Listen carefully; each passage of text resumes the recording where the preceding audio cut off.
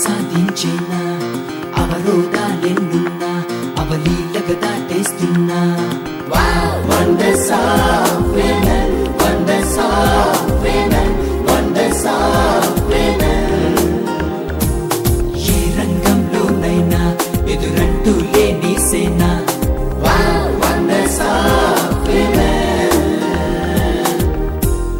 రచయిత్రిగా మన సంస్కృతి సాంప్రదాయాలను నేటి యువతకు తెలియజెప్తూ ఎన్నో ఆర్టికల్స్ ద్వారా సొసైటీకి పనికి వచ్చే విషయాలను చర్చిస్తున్న శ్రీమతి అరుణా వ్యాస్ గారితో లోకల్ టాక్. లోకల్ టీవీ చూసే ప్రేక్షకులందరికీ నా నమస్కారం.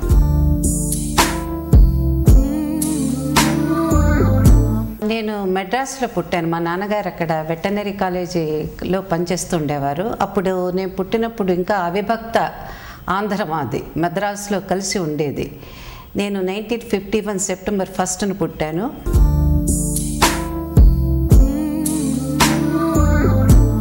ఆంధ్ర వెటర్నరీ కాలేజ్ అంటూ మద్రాస్ నుంచి బాపట్లకి వెటర్నరీ కాలేజ్ వెళ్ళిపోయింది. అందులో ముగ్గురు, ముఖ్యంగా మా నాన్నగారు, రాజులు గారు, పిఎల్ నారాయణరావు గారు అనే ముగ్గురితో ఆ కాలేజీని వాళ్ళు స్టార్ట్ చేశారు. అక్కడే నేను నా 1వ క్లాస్ చదువుకున్నాను. ఆ తర్వాత 1957లో మా నాన్నగారు తిరుపతికి వచ్చేసింది. ఆంధ్ర వెటర్నరీ కాలేజ్ కాస్త కాలేజ్ ఆఫ్ వెటర్నరీ సైన్స్ అని తిరుపతికి వచ్చేసింది బాపట్ల నుంచి. అప్పుడు వెళ్ళాం మేము తిరుపతికి. నా పియూసీ ఫస్ట్ క్లాస్ అయిపోయాక, నాది మ్యాథమెటిక్స్ స్టూడెంట్, నేను ఫస్ట్ క్లాస్ అయ్యాక బిఏ తీసుకున్నాను, లిటరేచర్, ఇంగ్లీష్ లిటరేచర్ బిఏలో. తర్వాత ఎంఏలో కూడా ఇంగ్లీష్ లిటరేచర్ చేసి బిఏ ఎంఏ శ్రీ వెంకటేశ్వర యూనివర్సిటీలో చేశాను నేను.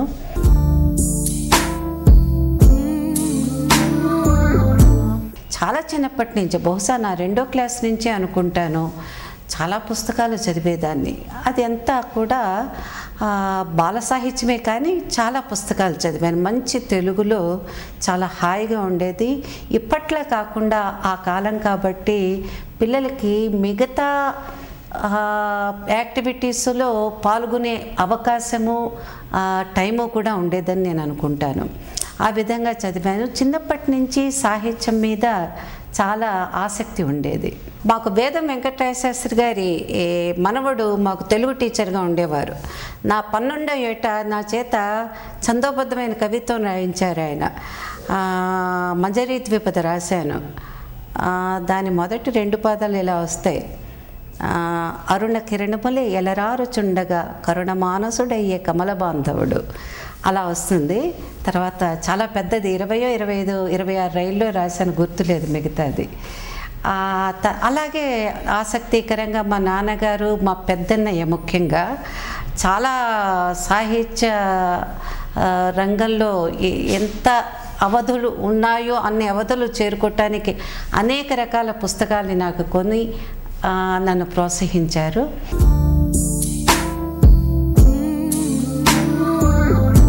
నా మ్యారేజ్ 76లో మా వారి April 5th మా వారు కె శ్రీనివాస్ వ్యాస్ ఆయనతో నా వివాహం అయింది. ఆయనప్పుడు ఏఎస్పి అంటే అసిస్టెంట్ సూపరింటెండెంట్ ఆఫ్ పోలీస్ ప్రొబేషనరీగా విశాఖపట్నంలో పనిచేస్తూ ఉండేవారు. మేము విశాఖపట్నంలో ఉన్నాం అన్నమాట అప్పుడు. అందులో ఆయన ప్రొబేషనరీ ఏఎస్పిగా ఉన్నప్పుడే ఆయనకి ఒక పోలీస్ ఆఫీసర్గా కాకుండానే మానవతావాదిగా ఆయనకి మంచి పేరు వచ్చిందమ్మా. అది చాలా ముఖ్యమైన విషయం. ఎందుకంటే అసలు సాధారణంగా ఇప్పుడు మనం సెక్స్ వర్కర్స్ అంటున్నాం, అప్పుడు ప్రాస్టిట్యూట్స్ అనేవారు. ఈ బ్రోతల్ హోమ్స్కి పోలీసులకి చుక్కెదురు అంటారు, అసలు పడదు వాళ్ళకి. అలాంటి సమయంలో ఈయన ప్రొబేషనరీ ఏఎస్పీగా ఉన్నప్పుడు 1976 to 76 డిసెంబర్, ఫిబ్రవరిలో చేరారు ఆయన. మాది ఏప్రిల్లో మా మ్యారేజ్ అయింది. 7-8 మంది అప్పుడు ఆ బ్రోతల్ హోమ్ నుంచి వేసెలు పాపం ఆ రాఖీ పండగకి 7 రాఖీలు పంపించారు మా వారికి బై పోస్ట్. పంపించి, అన్నా మీరు వచ్చాక మాకు ఈ బ్రోకర్స్ బెడద తప్పింది, మేము జీవితాన్ని సుఖంగా జీవిస్తున్నాం అని చెప్పి. కూరగాయల వాళ్ళకు కూడా ఈ అంటే దాదాగిరి చేసి డబ్బులు గుంజుకునే వాళ్ళ బెడద తప్పి చాలా ఆనందమయంగా జీవించడం అనేది ప్రారంభమయ్యేటప్పటికి ఒక దాదాపు 75-80 ఏళ్ల వృద్ధురాలు, మేము అప్పుడు పోలీస్ మెస్లో ఉండేవాళ్ళం.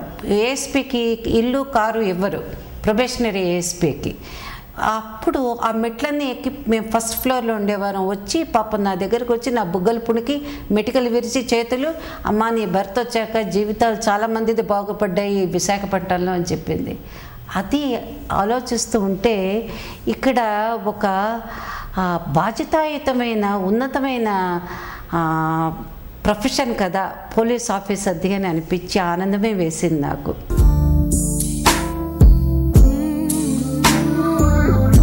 ముఖ్యంగా ఆయన నల్గొండలో ఫస్ట్ ఎస్పీగా పోస్టింగ్ 80లో అయినప్పుడు నల్గొండ, సూర్యాపేట, నల్గొండలో ఉన్న అన్ని కాలేజీలు, నేను చూడని కాలేజీ లేదు, నన్ను వాళ్ళు వక్తగా పిలవని కాలేజీ లేదు. అలాగే తర్వాత నిజామాబాద్కి వెళ్ళాం. మేము 2 ఏళ్ళు అక్కడ ఉండి 82లో మేము నిజామాబాద్కి వెళ్ళాం ఆయన ఎస్పీగా. అక్కడ 1 year ఉన్నాం 83 వరకు. అప్పుడు చాలా సభల్లో నేను మాట్లాడాను వక్తగా. అప్పుడు నేను పోలీస్ మ్యాగజైన్కి సురక్ష అని ఉంది పోలీస్ మ్యాగజైన్, దానికి చాలా ఆర్టికల్స్ అని కాంట్రిబ్యూట్ చేశాను. పోలీస్ అర్బన్ డిస్ట్రిక్ట్ అనేది మా వారితోనే స్టార్ట్ అయింది.